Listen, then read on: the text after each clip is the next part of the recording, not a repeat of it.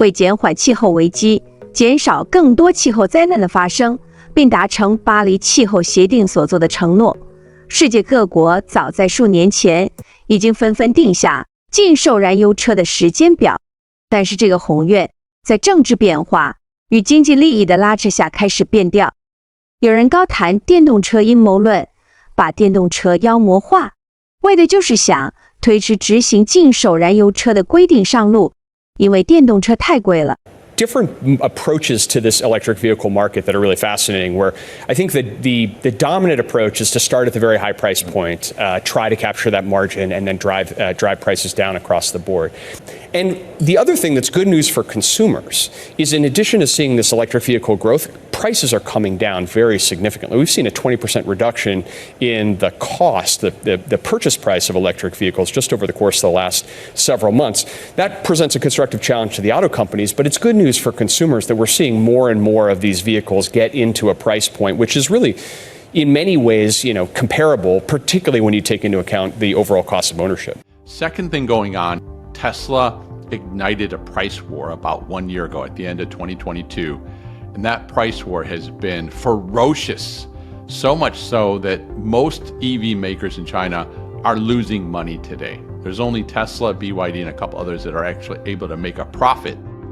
At the core of BYD's winning strategy, price.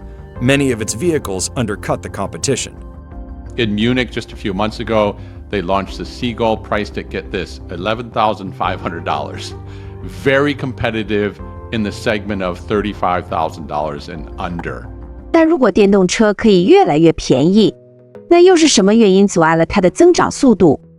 有人说，让消费者背负里程焦虑上路太辛苦了，所以遏制了电动车的增长速度。但是充电桩的不足可以克服吗？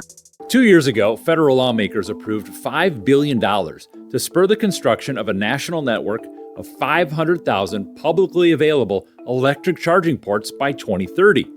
That would help fill the gap. But since the law passed, there's been a lot of plans, but few chargers. Hey, how's it going? Hi, how are you? Melissa Lott is an energy policy expert at Columbia University. So you can't just put a charger anywhere. You have to pick certain places and make sure the infrastructure behind it, all the stuff that's invisible to us on the day-to-day, is actually there and ready to go. And that takes time. To keep up with growing EV sales, experts estimate, in addition to all the private chargers at homes and offices, the U.S. will need 1.2 million publicly accessible chargers by 2030. Today, there are about 160,000, which means we'll have to build the equivalent of what we have right now every year for the next 6 years. Lott says when it comes to climate change, there is a lot riding on quickly building out a national charging network. 我们看到拜登刚就任美国总统的时候，就提出要大兴充电桩的基础建设计划。